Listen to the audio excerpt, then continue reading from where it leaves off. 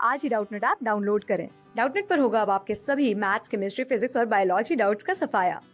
बस अपने क्वेश्चन की फोटो खींचो, उसे क्रॉप करो और तुरंत वीडियो सोल्यूशन पाओ। Download now. यहाँ पर हमें गिवन स्टेटमेंट्स को बताना है कि कौन सी स्टेटमेंट इनमें से करेक्ट है, और हमें स्टेटमेंट्स दी हुई है रेस्पिरेटरी सिस्टम के बारे में। तो आइए अपने ऑप्शंस को देखते हैं। पहला हमें दिया है कि रेस्पिरेटरी सिस्टम्स CO2 से अफेक्टेड नहीं होते, तो ये गलत बात हो जाती है। हमारे जो रेस्पिरेटरी सिस्टम है या जो पल्मोनरी वेंटिलेशन है या ब्रीदिंग का रेट जो होता है उसको रेगुलेट करने की हमारी बॉडी में कई सारे मैकेनिज्म्स होते हैं। यानी सभी ऑर्गन सिस्टम्स की तरह हमारा जो रेस्पिरेटरी सिस्टम है उसको भी हम सिग्निफिकेंटली कंट्रोल कर सकते हैं अपने एंडोक्राइन सिस्टम और नर्वस सिस्टम की हेल्प से, यानी हार्मोन्स और न्यूरॉन्स को यूज करते हुए। तो इसी तरह के हमारी बॉडी में कुछ कीमो सेंसिटिव एरिया होते हैं जो हमारे ब्लड में देख लेते हैं कि अगर कार्बन डाइऑक्साइड की CO2 की कॉन्सेंट्रेशन बढ़ गई है तो वो एक्टिवेट हो जाते हैं और ब्रीदिंग रेट में अकॉर्डिंगली वो चेंज ले आते हैं, ताकि कार्बन डाइऑक्साइड की ये जो कॉन्सेंट्रेशन बढ़ी हुई है इसको हमारी बॉडी से एलिमिनेट किया जा सके। तो हमने देखा कि रेस्पिरेशन की रेगुलेशन के जो सेंटर्स हैं, रेस्पिरेटरी सेंटर, वो कार्बन डाइऑक्साइड की बढ़ी हुई कॉन्सेंट्रेशन को डिटेक्ट कर लेते हैं, इससे अफेक्ट होते हैं और फिर ब्रीदिंग रेट को रेगुलेट करने के लिए स्टेप्स लेते हैं। तो ये हमारी गलत है स्टेटमेंट कि कार्बन डाइऑक्साइड इन्हें अफेक्ट नहीं करता है। फिर बी हमें दिया हुआ है कि ह्यूमंस में वाइटल कैपेसिटी एक्सपिरेटरी वॉल्यूम की डबल होती है। तो वाइटल कैपेसिटी हमारी एक इस तरह की रेस्पिरेटरी वॉल्यूम है। ये टर्म हम यूज करते हैं मैक्सिमम अमाउंट ऑफ एयर के लिए, मैक्सिमम वॉल्यूम ऑफ एयर जो हम ब्रीद इन कर सकते हैं, यानी कितनी वॉल्यूम ऑफ एयर हम अपने लंग्स के अंदर ले सकते हैं, किसके बाद, एक फोर्स्ड एक्सपिरेशन के बाद। यानी अगर फोर्सफुली हम बाहर की तरफ हवा छोड़ते हैं तो इसके बाद मैक्सिमम एयर हम कितनी अंदर ले सकते हैं, वो हमारी वाइटल कैपेसिटी होती है। और ह्यूमन बीइंग्स के केस में ये करीब 4,500 ml से ऊपर ही होती है।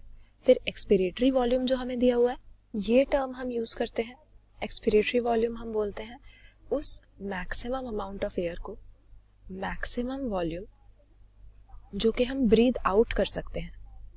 किसके बाद हम ब्रीद आउट कर सकते हैं, एक नॉर्मल इनहेलेशन के बाद या नॉर्मल इंस्पिरेशन जब हम करते हैं, फोर्सफुल नहीं, इसके बाद में जो मैक्सिमम अमाउंट हम बाहर निकाल सकते हैं उसे एक्सपिरेटरी वॉल्यूम कहते हैं। और ये ह्यूमन बीइंग्स में करीब 1500 ml के ऊपर होता है। तो यहाँ पर वाइटल कैपेसिटी एक्सपिरेटरी वॉल्यूम की डबल नहीं हुई, तो इसीलिए ये स्टेटमेंट भी गलत हो जाएगा। फिर लिखा हुआ है कि ह्यूमन लंग में 1000 एल्वियोलाई होते हैं।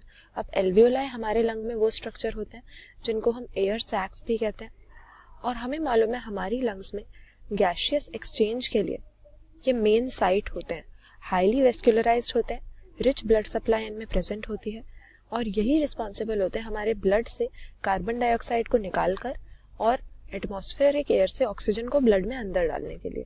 लेकिन नंबर जो इसका दिया हुआ है काफी कम दिया हुआ है। हमारी एक लंग में, ह्यूमंस की एक लंग में 1000 नहीं बल्कि करीब 600 मिलियन एल्वियोलाई देखे जाते हैं। तो ये भी गलत हो गई स्टेटमेंट।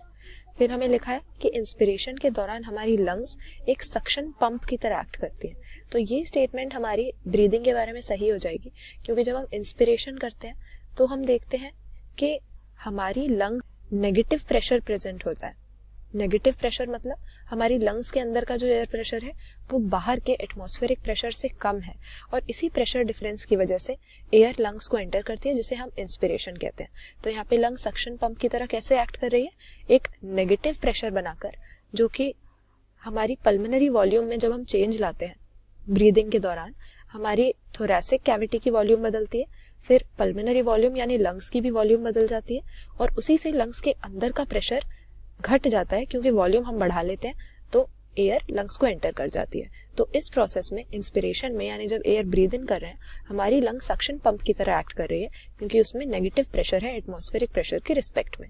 तो ऑप्शन डी यहाँ पर हमारा करेक्ट स्टेटमेंट हो जाएगा रेस्पिरेशन के बारे में, और बाकी सब रॉन्ग दिए हुए हैं।